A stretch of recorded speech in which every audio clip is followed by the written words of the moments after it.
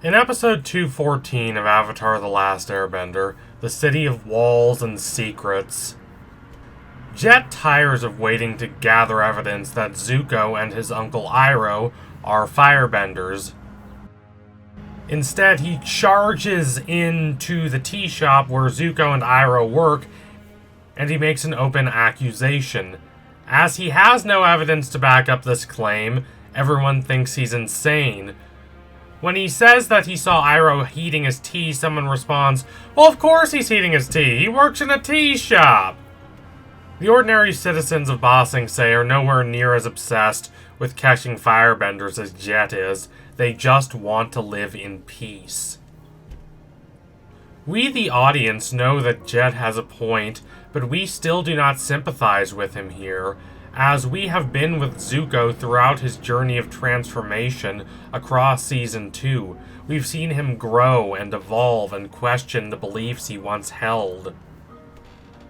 He's proven himself willing to change, while Jet, despite insisting that he can change, has proven that he won't, that he will just slip back into his old tendencies. This scene plays even darker in hindsight. Jet dooms himself here. I do not mean to imply that Jet entirely brought this on himself, and I certainly don't mean to imply that he deserved his fate. No one deserves to be brainwashed by the Dai Li. I would not wish that on my worst enemy. But the moment he decides that no, he is not going to change, is the moment that inevitably leads him to his downfall. Zuko fights him, but while this fight is quite enthralling to watch, as it is one of the few fights in Avatar: The Last Airbender that does not involve bending, it's also kind of pointless. At least from a straightforward narrative perspective. It matters symbolically and thematically, as we'll discuss later in the video, but let's not get ahead of ourselves. Zuko does not have to fight him. Even in the tea shop, there are guards willing to deal with the Jet problem, but Zuko is so tired of his anxious, suspicious shadow that he decides to put an end to the conflict right here and now. He seizes the chance to duel him. The Dai Li finally arrive, and when the tea shop owner explains the situation, they capture Jet and brainwash him.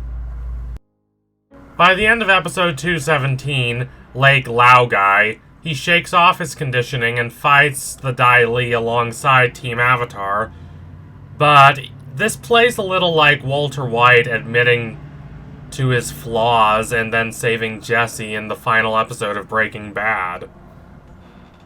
It's a nice cathartic gesture, but it's too late to save your life, and it's too late to redeem you morally. Jet dies, and Katara mourns him, though she doesn't want to admit it. And her reasonably conflicted feelings about Jet are another reason why it's a bit slimy when Aang draws the comparison between her and Jet in episode 316, the Southern Raiders, in order to dissuade her from her revenge quest. But I digress. The tragedy of Jet is not just a chance to bring back a character from Season 1 for easy nostalgia points. There are two important characters in this show who have only minor roles in Season 1, but who become increasingly important to the show as it progresses. One is Suki.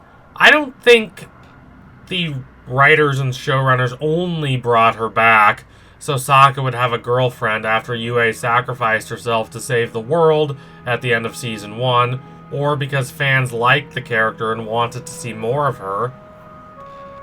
Having Sokka meet Suki again is a way to force him to deal with his submerged feelings about Yue. Unlike Katara and Zuko, who don't hesitate to respond directly to the grief they have suffered, even when doing so is painful, Sokka does not want to think about Yue. This is a guy who refuses to believe in magic, even though his girlfriend literally transformed into the moon in order to save the world from imbalance. It's easy to laugh about this, but there is truth beneath the joke, and the truth is that he does not want to deal with what has transpired. But if he is going to move forward as a person, and especially move forward in his romantic life, he has to deal with the ghosts of the past. Well, that's all well and good, Josh, you might say. But what does this have to do with all the characters in the show not named Sokka?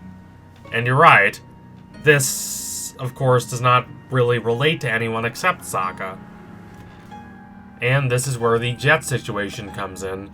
I do not believe it to be a particularly big stretch to claim Zuko is the main character of Season 2 of this show. This is not a good season for Aang, to put it lightly. He abandons his friends in the desert to search for Appa, and when he eventually does find Appa, it's not because of anything he did, it's because of a choice Zuko made. Even when he lets go of Katara and enters the Avatar state, as the Guru instructed him to do, it doesn't matter. He still dies. Azula still wins, and not because of her skills as a fighter, but because she managed to sway Zuko to her side. The character whose choices most affect what happens in Season 2 is Zuko. He's the one who changes, he's the one who evolves, he's the one who makes the decisions, both for good and for ill, that affect the direction this season takes.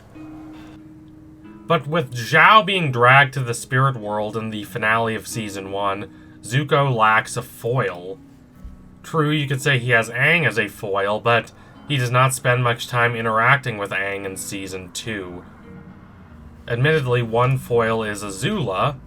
We do not get to hear much about Azula in Season 1. We don't get to even see her until the very end of that season when Ozai orders her to go after Zuko. We see her a little bit in a flashback in episode 112, The Storm, when she revels in Zuko's suffering. And we also get to hear Zuko talk about her early in the season finale, episode 120. He says she was born lucky, well, he was lucky to be born. In Season 2, however, we get to actually see her, and she's somehow even more diabolical and cunning than Zuko made her out to be, despite the fact that she is only 14 years old. She's his younger sister, and yet she's this manipulative genius, and yet you completely buy it. True, she is not just a personification of pure evil, but we don't get to see the gray areas in her character until Season 3. Along with her, Zuko needs a more human, more grounded foil, and that's where Jet comes in. The two of them have a lot in common. They're both refugees, they don't have a home, and after Zuko's plans of capturing the Avatar fall to the background of his consciousness, they both don't have a conscious objective going forward. They're drifters. They're both about the same age, and they're both very skilled warriors. Skilled enough to make Sokka's posturing look like nothing but a facade in comparison. More importantly, they both want to start over. Zuko is questioning the ideals he once held. He's seen the suffering his father has caused, and though he does not necessarily want to end it just yet, his convictions are not as strong as they once were. Jet wants to make a new life for himself and his freedom fighters instead of pointlessly hunting down Fire Nation ghouls with no consideration for how this will affect the people of the towns he claims to want to save. He has no broader scale thinking, he has no sociological perspective. He has a very narrow worldview in Season 1, and in Season 2, we see him trying to put that behind him. It's not a coincidence that in the same episode where Jet dies, Zuko decides to free Appa. That does not mean Zuko's path toward change and growth is clear, far from it. Indeed, in the last episode of Season 2, he makes the heart-rending decision to betray Katara, with whom he had formed a strong connection, betray his uncle, who had always been there for him, and betray his own personal growth throughout the entire season. But he only does this under intense pressure from Azula, who promises to get him everything he was always saying he wanted. His father's approval, his honor. The difference between Zuko and Jet is that Zuko proves that he can, given the right conditions, redeem himself. So the universe gives him another chance. While Jet, who has proven that even in a new city, even with a new life, even lacking outside pressure, he cannot redeem himself. So the universe does not give him that chance. His death is still a poignant, haunting moment, but it makes a certain degree of thematic sense. Sure, he decided to help Team Avatar at the end, but would that change have lasted any longer than his previous attempts to change? There's no indication that it would. He's basically who Zuko could have become without the help of Uncle Iroh. So thank you all for watching. If you liked what you saw today, don't forget to like, comment, and subscribe. Donate to my Patreon if you can and you want to see more videos like this. Keep watching Avatar: The Last Airbender. It is a brilliant, empathetic, evocative show, and I am so glad it is finally getting the attention it deserves. The Zuko and Jet scenes really are some of my favorite scenes in Season 2. It's so clever how they use Jet as a character. It's an example of how to bring a character back and actually make that matter. Anyway, tune in soon for my next analysis. It will be coming soon. Thank you all again. Adios, comrades.